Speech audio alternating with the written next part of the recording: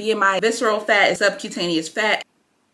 I don't know what BMR is. Let me look that up. You also have your RMR, really negatively affecting your metabolic process. My current weight times, we're turning my body fat into a decimal. Where did he get 2,400 calories from? I'm so confused. It's not that I don't want you here. It's something about the way you stare into my eyes. I know that I don't make things clear. I know I look terrible, but y'all just gonna have to ignore the way I look right now because I have something more important to talk about. So, I'm deciding to focus on body recomposition.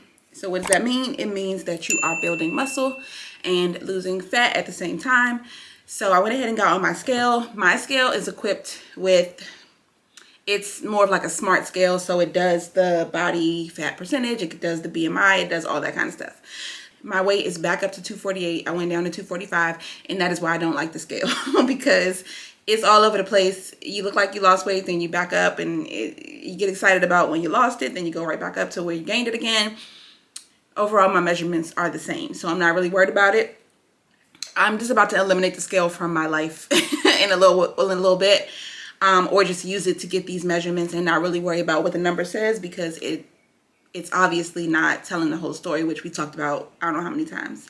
So according to the last time that I got on this scale, I'm up by one pound, and you kind of have to stay on this scale for a minute for it to get all the measurements. So my weight is 248.4, BMI is 39.9, body fat percentage is 51.4, fat-free body weight 120.8 pounds. I don't know how accurate this is either. It's kind of hard to know. I'm assuming that it's probably, I don't know, maybe accurate right now. I don't know if it's going to change as I build more muscle. It'll be interesting to see how these numbers change. I really don't know. But so far, this is what it's saying. So subcutaneous fat is 44%. Visceral fat is 21%. Body water, 33.4%. Obviously, if you want the most accurate reading for all this stuff, you need to like go get your body scanned. But in the meantime, this is a way to get some kind of read on those numbers. Skeletal muscle is 28.3%. Muscle mass is 113.6. Bone mass is 7.2 pounds. Protein 9.7%. I don't know what that means. I guess that's how much protein is in your body. I don't know. It also has my metabolic age, which is saying is 42, and my BMR is 1553 kcals, which I don't know what BMR is. Let me look that up. Your BMR is your basal metabolic rate. And then you also have your RMR, and it measures the amount of energy and calories that your body needs to stay alive and function properly. So obviously we're not using this as a calorie calculator, but the point of this video is for me to tell you guys that I am focusing on body recomposition, which I just said, but I wanted to figure out the kind of like ratios for everything and the right amount of calories that I should be eating based on all the kind of equations that you can get to figure that out. So I needed to know my body fat percentage. So if my body fat percentage is above 22%, then I need 13 calories per pound of LBM, which is, so I'm just going to write that down, 13 calories per pound of LBM. Now what is LBM? It's lean body mass. So if you weigh, okay, so in the table below, LBM refers to lean body mass. Let me screenshot this so y'all can see it. I'm reading an article. In the table below, LBM refers to lean body mass, meaning the amount of your body mass that isn't fat. So if you weigh 150 pounds and you have 10% body fat, then 15 pounds of your body mass is fat. So you have 135 pounds of LBM. So for me, according to the Scales app, I'm at 39 or 51% body fat. Okay, so I weigh 248. My lean body mass is 49% because my body fat percentage is 51%. So 49%. So I'm going to do 13 pounds or 13 calories times 49% lean body mass. So 49 times 13, 637 calories. Okay, so now what? The more fat you have on your body, the faster you can lose it, and the more of it you can lose without sacrificing LBM, without sacrificing your lean body mass. Therefore, you can consume fewer calories and still have a pretty decent rate of fat loss without really negatively affecting your metabolic process responsible for fat loss and even muscle gain. Fat people just need to eat less. As an example, let's create an imaginary client that we can work with. Okay, I will link this this article for y'all to read, but I'm just going to go straight to the body recomposition part. For body recomposition, we'll be eating about 500 below maintenance, 1900 calories on non-workout days, and 100 above maintenance on workout days. Oh, okay. So if I was at 2400 calories, if my maintenance calories were 2400, then I would need to be at 1900 for my non-workout days and 2000 for workout days. And that's just an example. So we need to actually figure out mine. Okay, so as an example, let's create an imaginary client that we can work with. We'll call them whatever. So let's take my actual numbers. 248, 49% LBM, 51% body fat. Okay, so we're taking the weight, my current weight, times, so we're turning my body fat into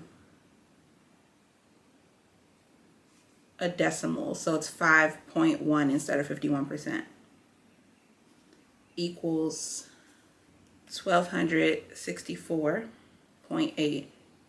And then we do my weight again, 248 times my lean body mass, minus my lean body mass, which is 49, and that equals 199. I'm so confused. I'm very confused. I have 3 numbers and I have no idea what to do with them. Okay. Where did he get 2400 calories from?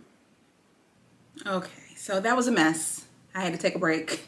I went ahead and made some breakfast. And so I have 3 strips of turkey bacon.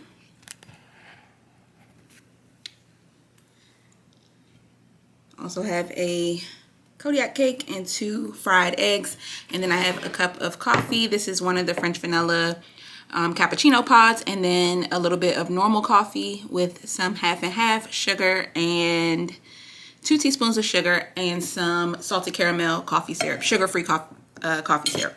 So what this is boiling down to is it was just way too complicated and it wasn't making sense, and I feel like that was probably not the best article, so I'm not gonna link it below. But yeah, so what I did was went on the Katie Hearn website and got my macros based on my body weight and my height, weight, gender, all that stuff, and the amount of activity that I do in a day.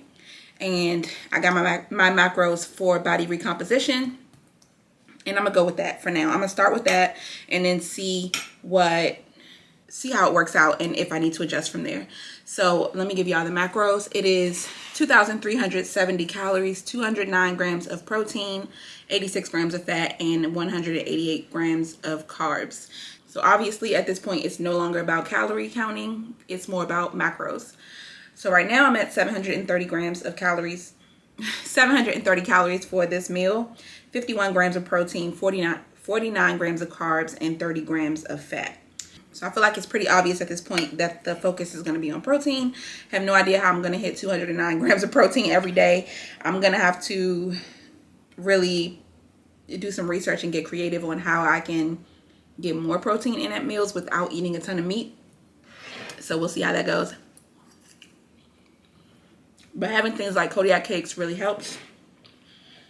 The batter alone is 14 grams of protein for 14 grams of protein, I think 30 grams of carbs for a half cup serving. Then I added milk, egg, which brought the protein up.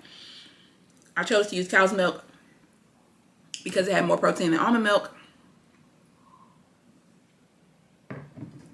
There's 8 grams of protein in a cup of 2% cow's milk and 1 gram of protein in a cup of almond milk. So I'm making my choices now based on protein, which I feel like is pretty apparent.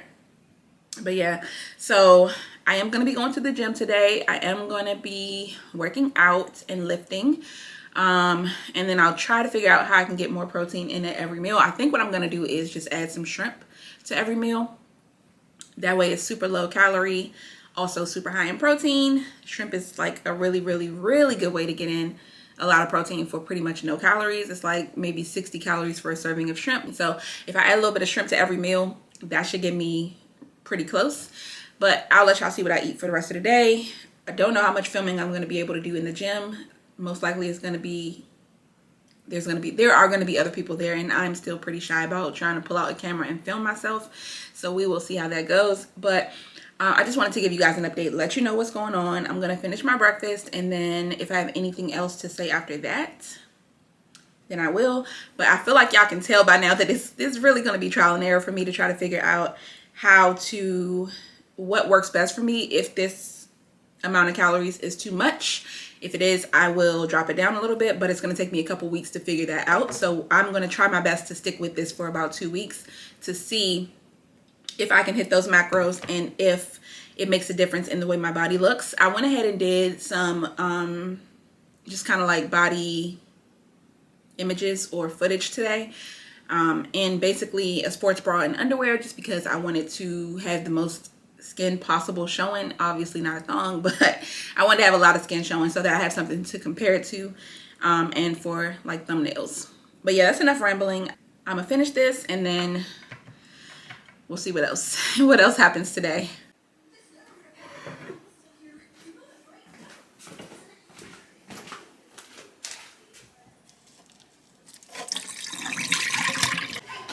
Okay, so here is my lunch. It's a Thai chili glazed chicken grain bowl from Suvi. So this is what it looks like on the card. This is what mine looks like in real life. The only thing I'm a little bit like skeptical about is the macros. Hold on, y'all. Seems like these macros are a bit off, especially the protein, because this one says it has 19 grams of protein, but it has the same amount of chicken as the other meal that I tried, and that one had like 40 something grams of protein. So I'm gonna log all this stuff separate. So it has a chicken breast, it has kale, and then it has a grain blend, which is quinoa, brown rice, shelled edamame, carrots, red bell pepper, cooked red quinoa, canola oil, a little bit of sugar, dextrose, garlic powder, onion powder, but y'all see the actual grains. So I don't know how that is right. Let me show y'all the one I had before this one, which was the teriyaki chicken. Chicken breast was exactly the same, and it had white rice and green peas. So if anything, I would think that this one had more protein because it also has quinoa and stuff like that. This one had 47 grams of protein and 490 calories. I think the calories and macros are off for this one. I think that they are more similar in macros than it's saying, because I don't see how this is 280 calories, especially with the sauce on it. I don't know, y'all, but I'm just going to log everything separately. I'm going to ignore the macros that came with this, because like 4 ounces of chicken is 4 ounces of chicken. It's going to have the same macros every time, and it's going to be way higher in protein than 19 grams. So yeah, that's what I'm doing. All right, so we're headed to the gym. I definitely forgot to put shrimp in my lunch. I don't know what I was thinking about. I forgot all about it until after I already ate it, when I went in and did the macros, and it was only like around 400 calories after I put the macros in. but much more protein. So yeah, I went ahead and did that. I'm only like 1,000 calories in for the day, so I need to eat a bunch more calories. I'm only 81 grams of protein, or 80, in the low 80s as far as protein goes. But I'm, like I said, I'm headed to the gym. It's after 4 o'clock, and I'm pretty sure it's pretty crowded. They do have a crowd meter. If you have Planet Fitness, they tell you approximately how crowded the gym is at any given time.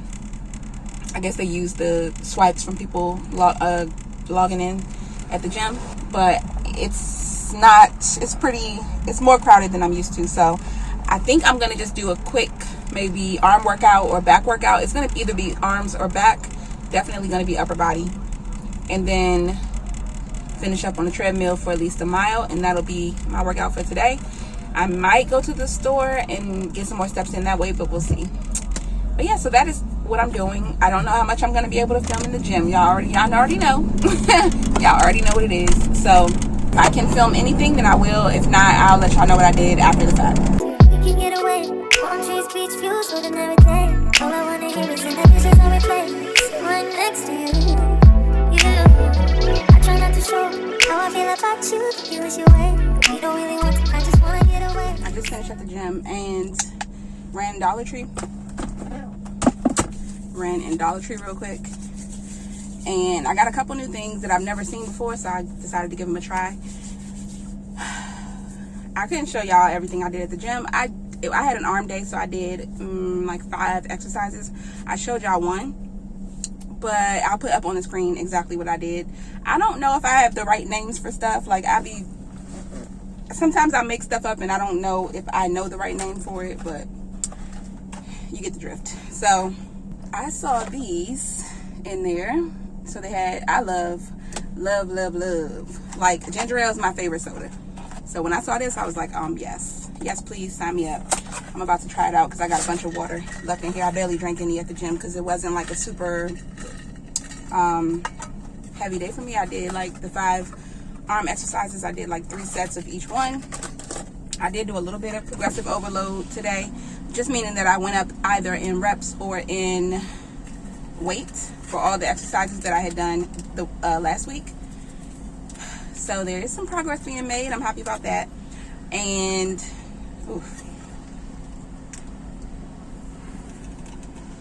then I just walked on the treadmill for a mile, which took me like 23 minutes. So that was about maybe 55 minutes altogether for my workout. And the other thing that I got was this, which is like a little snack, Muddy Buddies, but pretzel bites. I love pretzels, so this was also kind of like an impulse buy. But the flavor is cookies and cream. That's my favorite flavor of like ice cream and stuff. I love cookies and cream, pretty much anything. So I was like, okay, yeah, let's give it a try. So anyways, yeah, let's try the drink first. The ginger ale. Oof.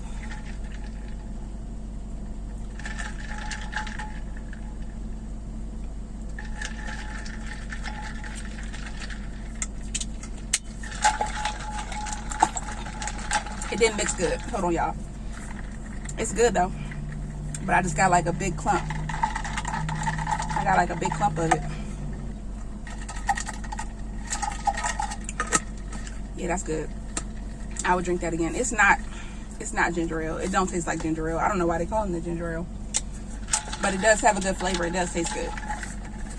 So yeah, if you want some flavored waters, they do have like some interesting or unique flavors at Dollar Tree. They had a Jelly Belly, blue Jelly Belly flavored drink mixes. They be having root beer. They be having all kind of stuff in there, so you can, go in there and see what you see.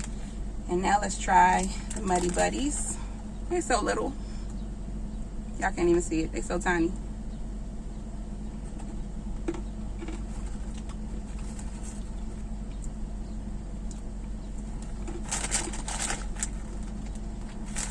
It's okay. Definitely nothing to write home about, but it's good.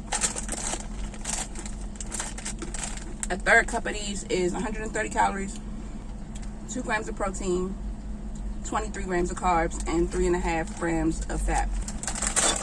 I'm about to head home because I need to thaw out the ground beef so I can have a burger for dinner. I don't know how I'm gonna hit these macros today. Probably not going to.